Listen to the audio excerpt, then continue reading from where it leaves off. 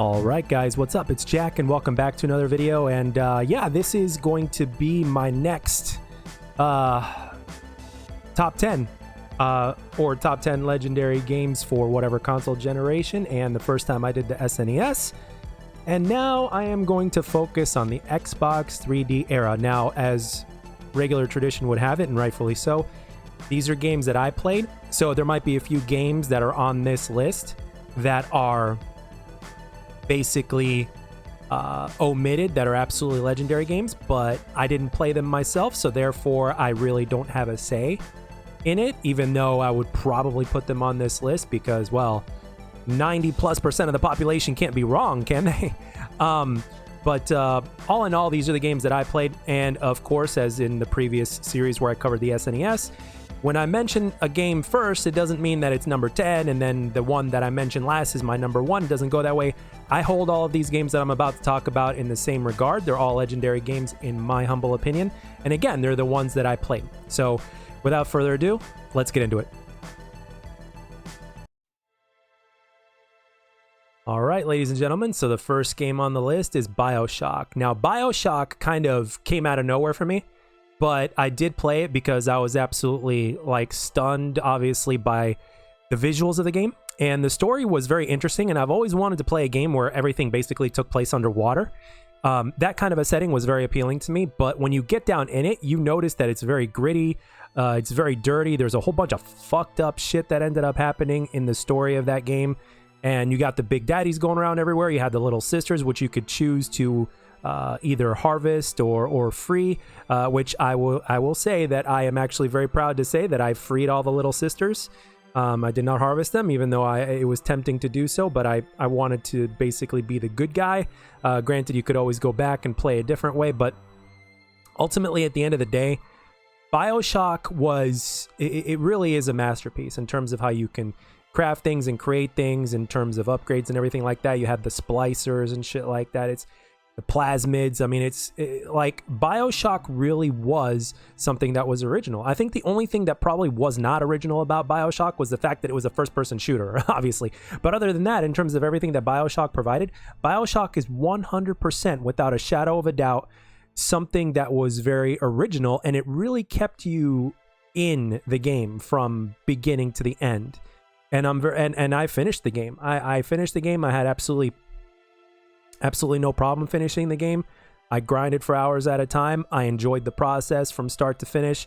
The game also had puzzles in it. I mean, it's everything you could possibly ask from a first-person shooter video game was in this game. It was all contained within this game. And the thing is, the story, and in terms of like what happens, or even the multitude of endings, depending on whether you choose to harvest or free the little sisters or whatnot, was something that was very, very, very appealing. And then, of course, you had to fight the big daddies and all that other stuff. So the game is just overall, whether any way you look at it, the game had everything to offer every single first-person shooter enthusiast, as well as pretty much anybody who just enjoyed a mystery type of, and maybe even a little bit of a tiny bit of horror-themed elements into it, with a gritty type of viewpoint and art design. It really kept you going. I mean, you could even have fun just watching BioShock. I'm pretty sure that a lot of the people out there that actually did playthroughs of BioShock, I'm pretty sure, as far as YouTube and streaming and content creation is concerned, I'm pretty sure they did well. And that's all accredited to this game. So BioShock, in my opinion, is one of the legendary games of the Xbox 360 era, and rightfully so. They did a damn good job, and we'll see what happens when the next BioShock comes out at some point in time. All right, so this game here might be a big surprise to everybody that's been on this channel for long enough. Yes, Mass Effect 2, and yes, as a matter of fact, I did play it. Did I play it from start to finish? No, but here is the story of what had happened with me and my Mass Effect 2 story. So as you guys know, I was always a stranger to RPGs. However, I was always aware in terms of what people liked and what they didn't like in games. So I found myself at a store. I don't remember what store it was. I don't know if it was Walmart or Kmart or whatever the deal was. But on the shelf, you know, for like 20 bucks, they had like some sort of edition or something like that of Mass Effect 2. And I had heard and read all over the internet that Mass Effect 2 was just an absolutely wonderful game. And I was bored. I had the money, and I basically said, you know what? I'm gonna play this. I'm gonna give this a shot. And not only did I give it a shot, but I remember like throughout the entirety of that weekend, I was actually completely immersed in Mass Effect 2, despite the fact that I was new at RPGs and stuff like that. I really enjoyed the choice element in between conversations, and I also really appreciated the fact that the game was absolutely huge, at least in terms of my concept of games. I mean, I'd played big games before, but not quite like this, and there was just so much to do. It briefly reminded me of KOTOR. I did play a little bit of KOTOR back in my day. Again, I was always a stranger to the RPG genre or whatnot, but for the most part, obviously with the choices of dialogue and stuff like that, the create a character was awesome. I was like, wow, I can create this character. Like I could do this and I could change the way they look like this and stuff like that. I thought that was cool. And again, from back then, all the way back then, that was something that was it was something that was obviously still something very fresh, and the fact that they allowed you to do that and gave you the option to do that to that extent was something that was great. So Mass Effect 2, for a game that I knew nothing about nor knew how to completely play because I didn't understand the in terms of the way RPG elements and stuff worked in a game, I was immersed for an entire weekend, and I really enjoyed the fact that it was like you could pretty much go anywhere and choose what you want to do when you want to do it, if I remember correctly, and the options. And as a gamer, as a gamer that was a lot more casual back then, I really enjoyed that. Like, I enjoyed choice. And this game definitely had it in spades. And this game had a lot of stuff to do. It gave you a lot to do. So for like $20 of my money, I definitely got my entertainment worth for the entire weekend. I don't know what happened after that in terms of why I stopped playing it. I think maybe either another game came out or something else happened. I'm not sure. But Mass Effect 2, great game. Man, oh man, you really can't go wrong with Red Dead Redemption. Red Dead Redemption was an absolute masterpiece. I mean, it was basically like a Western Grand Theft Auto, so to speak, right? So if you enjoyed that, and if you enjoyed Grand Theft Auto, Red Dead Redemption was definitely for you. Another masterpiece game with a great story by Rockstar. And of course, it kept you coming back because there was so much to do. It was a big game that gave you like you could go anywhere and do anything. It was very simplistic in nature, but it just had so many things for you to do. If you wanted to go hunting, you could do it. If you wanted to go gambling, you can go do it. The game in and of itself was so much fun to play, so immersive, and it was an absolute masterpiece. And like, if you were ever in the mood to play an open world game that had all these things in there and had like a ton of options and stuff like that, Red Dead Redemption was definitely the game to play, and you really couldn't go wrong. I am pretty sure that everybody, or the majority of people that owned a 360, have either A, played Red Dead Redemption, or B, own it. So there is on nobody, like pretty much anybody in the YouTube scene, and obviously, you got guys like IGN and GameStop and stuff, or GameSpot and stuff like that'll say the game is a masterpiece. Well, when you got people on the YouTube side of things who are, that are saying that game is a masterpiece as well, it really is. It says something about the game. You got guys like Angry Joe and a whole bunch of other people that review the game and stuff like that ever since way back then and stuff like that, and they'll tell you that the game is absolutely awesome. You really can't go wrong with Red Dead Redemption. Back in the day, it was like if you weren't sure of what to get, somebody that you knew in your family or of a friend that you knew was into video games, you weren't sure what to get them, Red Dead Redemption, you really couldn't go wrong with. And if you asked them, be like, hey, what should I, you had a shelf full of video games that were released at that time. Hey, what should I get them? You would point at Red Dead Redemption for damn sure. There was no way you could go wrong with that game. And obviously, with the popularity of Grand Theft Auto, this is basically a Grand Theft Auto, but with like obviously a different story, obviously a different flavor, Western and everything like that theme. and you really couldn't go wrong with it, man. And Rockstar once again had shown that they nailed it out of the park, and the sequel was an amazing masterpiece as well. So Red Dead Redemption, definitely one of the best games in general, and one of the best Xbox 360 games ever. Oh yeah, Batman Arkham Asylum. You know, with Batman Arkham Asylum, I've got to say that I actually did not buy the game, but my best friend was good enough to give it to me over the weekend, or for maybe a couple weeks until we hung out again, or however long it was, until I completely beat the game. And I did completely beat the game, 100%ed it, and I'm pretty sure I got all the achievements as well. So the story goes, I go over to his friend's house. He got the game. I was talking about it, you know, and he told me he had the game and stuff like that. I'm like, oh, cool. He's like, you want to borrow it? I'm like, you just got the game. It's new. And so he's like, I've already beaten it. There's nothing more else to do. And I was like, sure, thanks. The next thing you know, around midnight, I go home. I play that game until about 6 or 7 o'clock in the morning. I go to sleep. I get up around noon. I continue playing the game, only stopping. And again, I was off on weekends then. I would continue playing that game only to stop to eat and piss. And the rest of the time, I would just play the living hell out of it. And I was really into not just beating the story, but also beating, also doing everything, like getting all the Riddler trophies and just doing everything that there is to do in the game. And then once that was done, I did the combat challenges, which I did as well. And then I went for achievements. I was very committed into 100%ing that game in every single sense of the word. I was like a completionist for that game. As a matter of fact, for all 3 Arkham games, I was a completionist for all 3 of those games. Those games were that good, and it all started with Arkham Asylum. And just so you know, I'm not going to be doing any sequels in this entire video because there's other really good games out there. So I thought it was only fair. And Arkham Asylum was the first game to truly put you into, like, to literally have you be the Batman. You are Batman in Arkham Asylum, and the story was great. And it was a gritty Batman game as well. It really fit the tone in terms of what Batman is. And it's like the things that you would see in some of the graphic novels or in the comic books.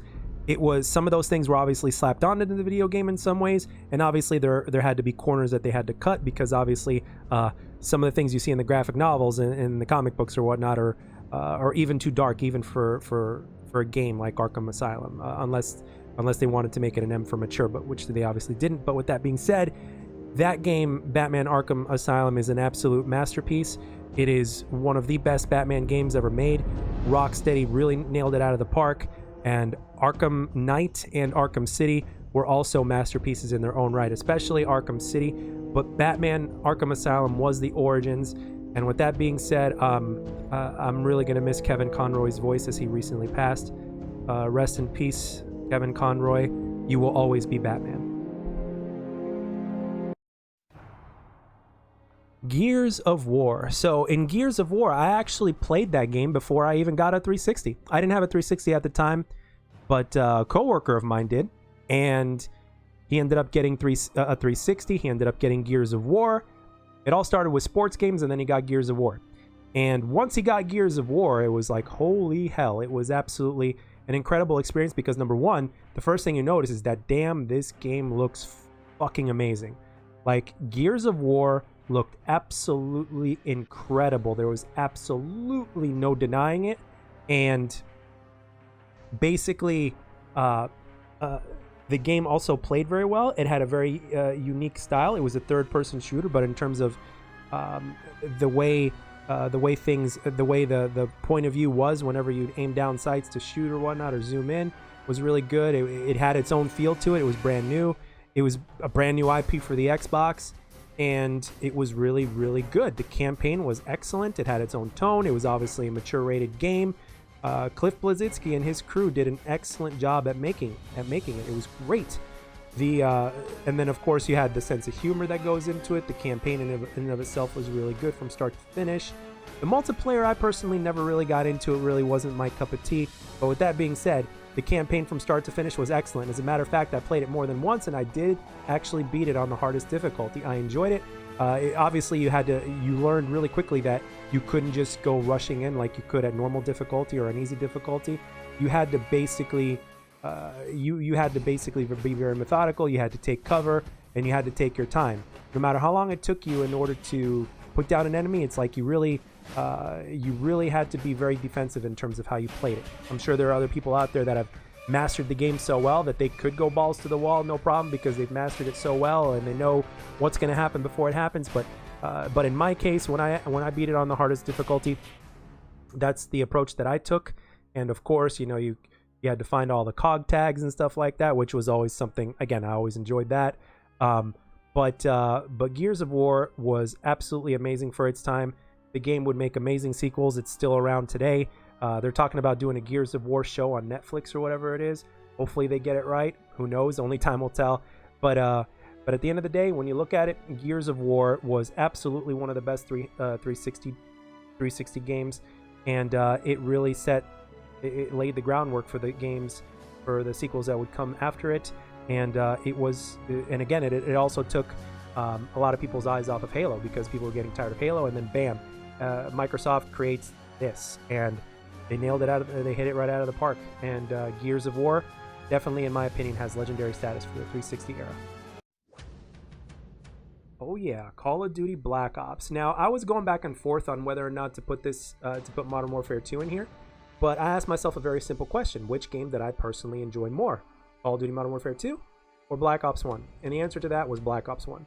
Black Ops 1 was what got me into Call of Duty in the first place, and I did play the Modern Warfare 2 campaign, and I did play some multiplayer, and I will say that I really adored the campaign, and I liked Spec Ops as well. I played that as well, and I definitely saw the reason as to why Modern Warfare 2 was as good as it was, and why it was at the status that it was. But with that being said, in my opinion, just in my opinion, Black Ops 1 for me was better than Modern Warfare 2. And it really it took my eyes off of those other first-person shooters that I would play multiplayer-wise, had me focus on Black Ops 1. And Modern Warfare 2 actually never did that for me. And I did play, but it just didn't do that for me. Black Ops 1, played that, and it did do it for me. And I obviously played the campaign as well, which I thought was excellent. And Black Ops 1 as well, with the zombies as well, is something else that I think that puts it at a legendary status, at a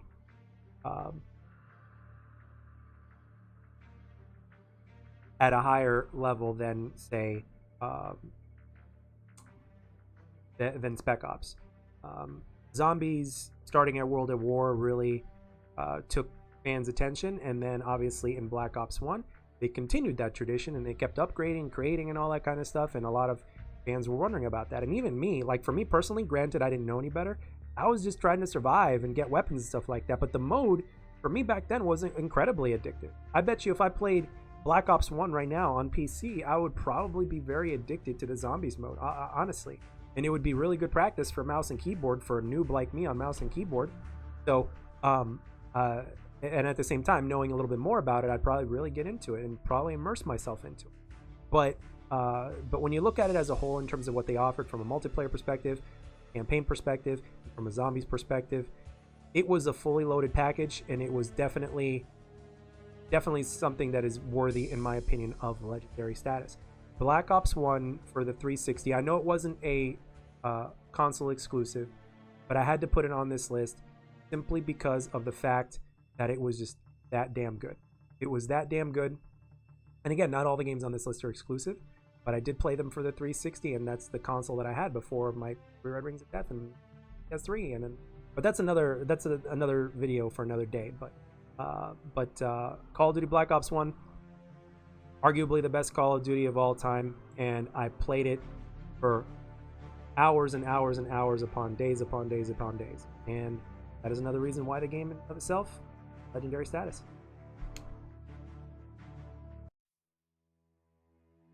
Well, how in the world can you not have Halo 3 on a list like this? Yes, Halo 3 is definitely worthy on this list, and pretty much I think it's on most people's list that's ever owned a 360.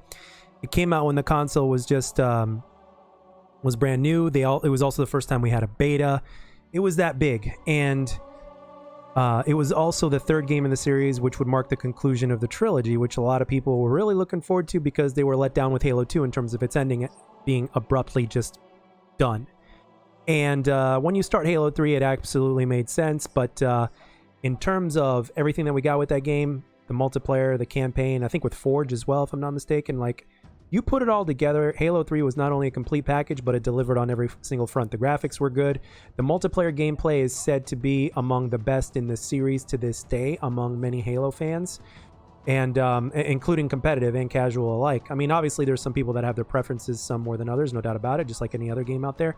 But Halo 3 is said to be like the king of first-person shooter multiplayer in terms of Halo itself. Like, out of all the Halos, this is the one that stands tall above all the rest in most people's cases. And as far as the campaign goes, my goodness, it had a lot of replayability. You had your skulls, you had your co-op, of course, you had your multi playthroughs of different difficulty settings. You had the skulls to make them even harder, or just cheesier if you wanted to, depending on whatever floats your boat. I remember my best friend, he lassoed all the Halos. Lassoed stands for Legendary All Skulls On, so it's legendary difficulty, and then All Skulls On, which would make it even harder, which I think a lot of fans also call Mythic. And when you look at Halo 3 in terms of every single design philosophy of its production and everything like that, it really was Halo to the max. Any kind of weaknesses or things that needed to be ironed out or perfected even more from the first two Halo games, for the most part, it was done here. The campaign, very solid, a lot of fun to play with your friends and alone. And the game, like I said, its timing was perfect. It was one of the most anticipated games at the time. That the 360 was still new as well at the time, and it was like the perfect. All the stars were aligned for this game, and in that aspect, they certainly succeeded. The game itself was very complete. There was a lot of content in the game, straight out of the box. And it was just a major event for Xbox and the 360 in general. And that is why a lot, and the game also got a lot of support as well, post-launch, if I'm not mistaken. And that is why a lot of people would consider Halo 3 one of the best Halos out there, period, as well as the fact that it is one of the best games out there on the 360. A legendary game in most people's eyes, and I'm no different. Yes, Mortal Kombat 9, or Mortal Kombat 2011. Mortal Kombat 9, the 9th game in the series, was absolutely incredible. And for someone like me who grew up with the first batch of games, we're talking MK1, MK2, MK3, Ultimate MK3, and Mortal Kombat Trilogy, I really appreciated the direction that they went here, because it truly was a love letter for Mortal Kombat fans. And it appealed to me in every single way. And they also had a full-on story mode, which I know that in MK versus DC, that was the game where they really took that story mode up there, and obviously they did that with Injustice as well. But when you're looking at Mortal Kombat 9, or Mortal Kombat 2011, it was really kind of almost like a retelling of the story of what happened in the tournament in Mortal Kombat 1. And all the characters from all those games were in there, or at least for the most part. And the game had everything you would expect. You had a lot of the classic stages in the background. You had your fatalities. You had stage fatalities and everything. The game was just absolutely incredible. You had you had your ladder. You had your story mode. You had specific endings for characters and stuff like that. Everything that you could expect over the years of Mortal Kombat was in the game, and then some. The game was absolutely loaded with content. The crypt was on a whole other level that really made it addictive for you to grind the game and to try to unlock everything there was to unlock. The game played absolutely smooth. They introduced X-Rays, the X-Ray moves, which is like the Mortal Kombat version of a Super or an Ultra that you see in some other games like Street Fighter. And it was really a sight to see at that time. It was like, holy shit. You would have like the most holy shit moments. I remember till this day when they introduced that, when I saw it for the first time, I was like, oh, wow, damn. That was like so appealing to me. And the fatalities were up to par. They brought back a lot of the old ones as well as the new ones. And Mortal Kombat really, and they also returned to 2D fighting, you know, from side to side. And it was also in the competitive side of things, even though it was a little unbalanced. But in Mortal Kombat X and then obviously Mortal Kombat 11, they ended up going a little bit in depth with that. But despite that fact, Mortal Kombat 9 really was a love letter to Mortal Kombat fans. And me, I grew up playing Mortal Kombat, specifically the first 3 games, and in my childhood, I'd probably say I played more Mortal Kombat than any other game that I've ever played at that time. And for me, it was not just nostalgia, but it was everything. Like, I played the living hell out of it. As a matter of fact, I had strep throat. I was sick with strep throat when I picked up the game, but I still played the living shit out of it. But MK9, so much fun, and a lot of content for a fighting game. As a matter of fact, for any game in general. NetherRealm was very, very generous with their content. That's another reason why Mortal Kombat 9 or Mortal Kombat 2011 was one of the best fighting games at that time, and a bang for your buck. And it's a legendary game, in my opinion.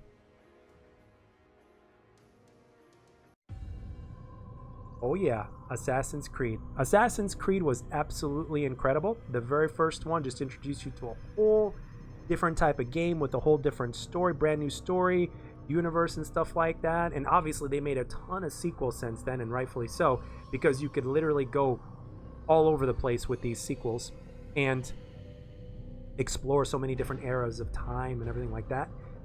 And quite frankly, it was very appealing. There were obviously a few things like about the combat and stuff like that that weren't as appealing, but the game in and of itself was very open world, and you could go and unlock different areas of the map and stuff like that. There would be main people you'd have to assassinate, but you could pickpocket people, you could upgrade shit. Assassin's Creed, for me, I played it from start to finish, and there were just times where I was like, okay, I'm going to go a little bit further, I'm going to go a little bit further. And the way I actually was exposed to Assassin's Creed before getting it myself was when I went over to a friend's house, and he had Assassin's Creed, and I was just amazed by the production value of the game, and in terms of how the game looked, how the game played, and I was like, wow, this is definitely like that kind of game. And of course, the fact that you could do everything and anything, and just the things that you could do in the game, was absolutely appealing to me. It was something new, and I was like, you know what, yeah, I want to try this, I want to have it. And I ended up getting it for the 360, and I absolutely enjoyed it from start to finish. It was a long process, it took me a while to get it, but at the same time, that speaks volumes for the game, because the longer a game lasts, the more bang you get for your buck. And at the same time, it was still something new to me, so I was dying a little bit more than usual, but when I got better at the game, it was very satisfying. And it was very satisfying to continue to upgrade things, find things, and obviously finish the game, and to try to 100% the game or unlock different areas of the map and all that kind of stuff, and just the exploration. It's like, you know, what else are you going to find here and all that kind of stuff. So, and I was really a big fan of just unlocking as much of the map as possible. I went to the highest points in some of these buildings or whatnot, and you basically you'd get a nice little 360 view of the place in slow motion, and then after that, wham bam, then you can just jump right off. You'd hear the sound of that eagle as you drop down into like a stack of hay or something like that, and you would just continue to do whatever it is that you wanted to do. And obviously the second game is arguably the best in the series with Ezio, with the protagonist. You know, you had Altair, who was, you know, I played the second one a little bit, but I just never stuck around with it all that much. But for the most part, from start to finish, Assassin's Creed 1 was really one of those games that really turned your head. And it's like, ooh, it made you wonder, like, what's this? And the next thing you know, you were immersed in the game, and it was a great game. Assassin's Creed was absolutely incredible, and yeah, so that's why I would say it's a legendary game.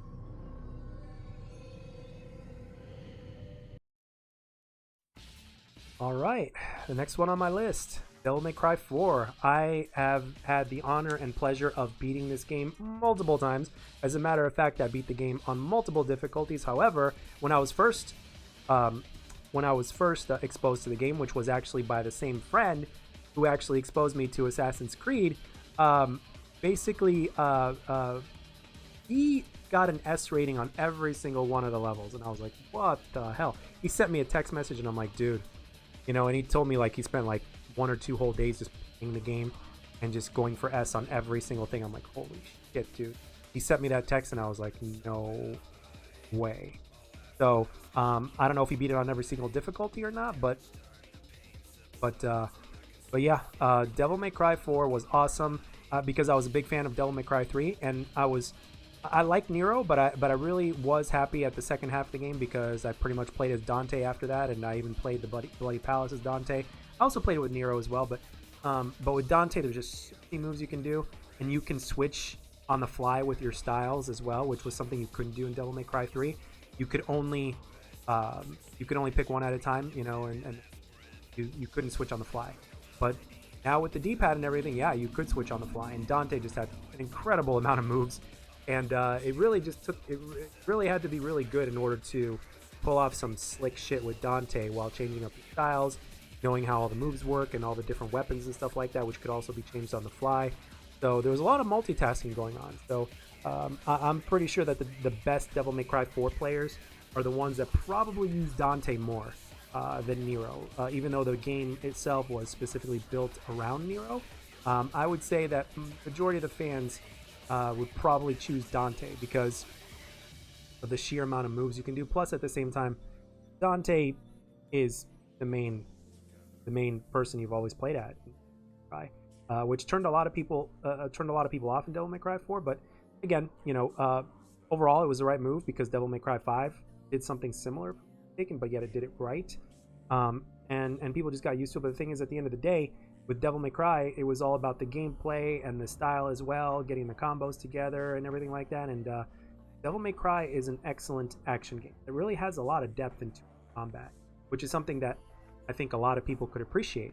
And depending on whatever difficulty level you play on, you know, obviously the higher skill you have, the higher difficulty you play on, and you're able to do more with combos and stuff like that. But if you're somebody who's more of a noob and that repeats, you know, similar easier combos over and over again, you know, you play on normal or you play on the easy difficulty. So Devil May Cry 4 was awesome. I was into Devil May Cry after I played Devil May Cry 3, and for me personally, Devil May Cry 4 did not disappoint. I ended up buying it after like a day or two later, or maybe even on the same day that I was exposed to it, because I really liked what I saw and I wanted to play it myself. So I ended up getting it for the 360. My friend had it on PlayStation. I ended up getting it for the 360, and I do not regret it one bit. I played the living hell out of it, and I played it over and over again until I beat it on every single difficulty. So yeah, guys, that is my list. At the end of the day, that is my list of my top 10 for the 360 era of games. I know that not all these games are exclusive to Xbox, but these are the games that I had that I personally experienced. So, and again, I didn't have PlayStation until later, and I didn't have it for long. It lasted only 6 months until it died down on me and whatnot. So, but yeah, at the end of the day, it was a remarkable era for the 360. There were a lot of really great games.